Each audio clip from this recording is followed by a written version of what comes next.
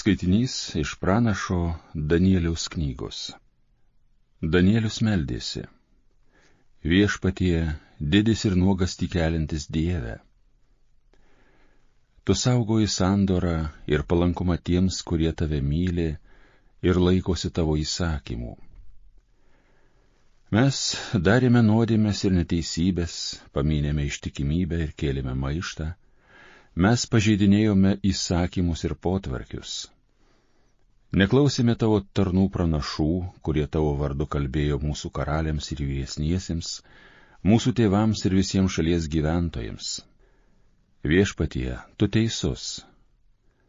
Bet šiandien tikra gėda mums, Judo žmonėms, Jeruzalės gyventojams ir visiems izraelitams, ar jie būtų arti ar toli visose šalyse, kurios esi juos išvaręs, nes jie sulaužė tau ištikimybę. Tikrai mums gėda, Viešpatie, gėda mūsų karaliams, didžiūnams ir protėviams, dėl to, kad tau nusidėjome. Bet Viešpats mūsų Dievas yra gailestingas ir maloningas. Prieš jį mes kėlėme maištą, neklausėm Viešpaties savo Dievo balso, nevykdėme jo nurodymų, kurių jis mums davė per savo tarnus pranašus. Tai Dievo žodis.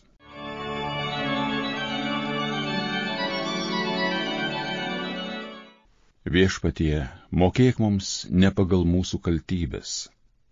Mums neminėk mūsų senolių kaltybių, skubėk gailestingai mūsų prikelti, nes tapome visiškai skurdžiais.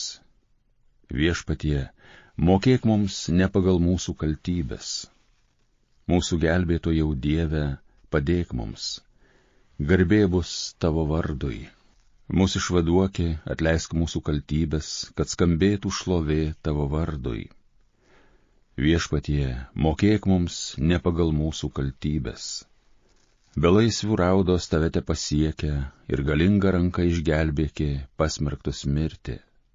O mes tavo žmonės, tavo ganyklų avelės, tau amžiais dėkosim, kartų kartomis teiksim tau šlovę. Viešpatie, mokėk mums ne pagal mūsų kaltybės. Garbė tau Kristau dieviškasis žodį. Viešpatie, tavo žodžiai yra dvasia ir gyvenimas, tu turi amžinojo gyvenimo žodžius. Garbė tau Kristau dieviškasis žodį. Viešpat su jumis. Iš Šventosios Evangelijos pagal Luką. Jėzus bylojo: būkite gailestingi, kaip ir jūsų tėvas gailestingas. Neteiskite ir nebūsite teisiami, nesmerkite ir nebūsite pasmerkti, atleiskite ir jums bus atleista. Duokite ir jums bus duota, saika, gera, prikimšta, sukratyta ir su kaupu atiduos jums į užantį. Kokiu saiku jūs seikite, tokiu jums bus atseikėta. Tai Viešpaties žodis.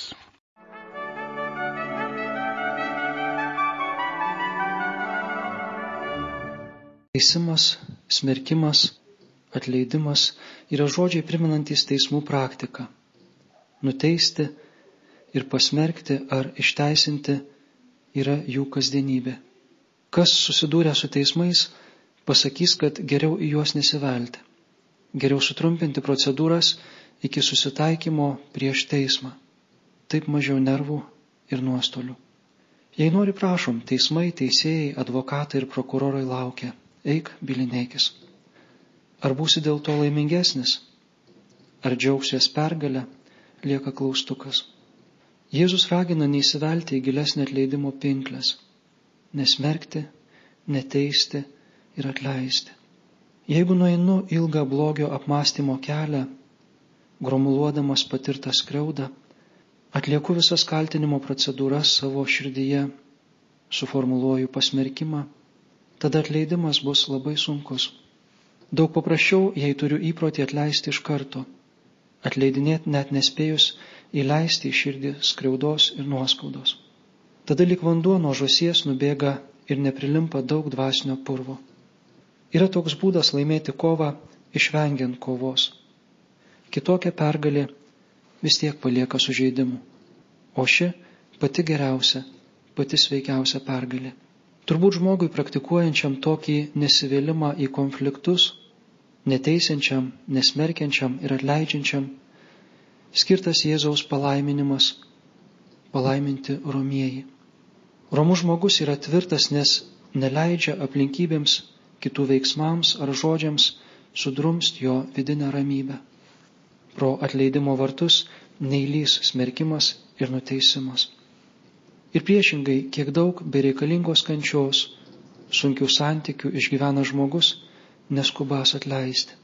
Žinoma, didelė pagarba tiems žmonėms, kurie eina į teismus, bylinėjasi, ieško teisybės ne dėl užgautos ambicijos ar asmeninės skriaudos, bet dėl svarbių visuomeninių ar net žmonijos reikalų. Didžiausia pagarba tiems, kas kovoja prieš abortus, kas gina negalinčius apsiginti, kas priešinasi jaunimo tvirkinimui, tautos girdimui ir narkotizavimui, pasyviam senelių žudimui slopinamaisiais vaistais. Šitam blogiui nėra atleidimo. Krikščionis privalo įsmerkti ir teisti ir pagal savo galimybės prieš jį kovoti. Žinoma, visada atskiriam blogį ir įdarantį žmogų. Žmogui atleidžiama, bet blogio sistemoms ne. Įkvepiantis atleidimo ir sykių kovos prieš blogį pavyzdys yra šviesios ir linksmos atminties sesers Nijolės Sadūnaitės 1983 parašyta atsiminimų knyga KGB akiratyje. Ten ji pasakoja savo odisėjas nuo sulaikymo spausdinant Katalikų bažnyčios kroniką 1974 iki grįžimo iš lagerio 1980.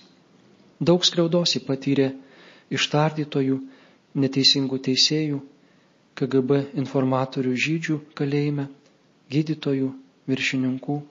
Bet visas aprašytas skriaudas ir skriaudikus sesuo Nijolė palydi nuoširdžiu palinkėjimu. Tebūna jiems gerasis Dievas gailestingas. O kai grįžo iš lagerio Telšių katedros šventoriuje apsuptan moksleivių, jiems pasakojo apie kratą, areštą, tardymą, kalėjimą, konclagerį ir nutrėmimą, pabrėždama, kad gerasis Dievas yra galingesnis už šio pasaulio valdovus ir jeigu būsime jam ištikimi, viskas mums išeis tik į gerą. Iškalbinga citata apie atleidimo galią iš šio sesers Nijolės liudijimo. Raginau melstis už mus persekiojančius, o ypač už čekistus, kurie žmonėms suklaidinti naudoja du ginklus – melą ir terorą. Jie yra visų nelaimingiausi mūsų broliai. Netikėti jų žodžiais, nebijoti jų, o tik melstis, kad gerasis Dievas jiems, kaip ir mums, būtų gailestingas. Visi žmonės, kurie buvo katedroje, išėjo iš šventorių. Jų tarpe buvo ir KGB agentų, kurie vaikščiojo aplinkui labai jaudindamiesi, bet man kalbėti netrukdė. Kas išsaugojo sesers Nijolės širdyje tą vaikišką linksmumą iki pat mirties? Ir ar ji būtų tokia, jei būtų neskubėjus atleisti? Jėzus sako, neteiskite ir nebūsite teisiami, nesmerkite ir nebūsite pasmerkti, atleiskite ir jums bus atleista. Ir kažin kas mus geriau apsaugo nuo karo ir krintančių bombų – NATO, Europos Sąjunga, ar šis Jėzaus priesakas atleisti ir taip nuoširdžiai jo besilaikantys žmonės kaip Nijolė Sadūnaitė.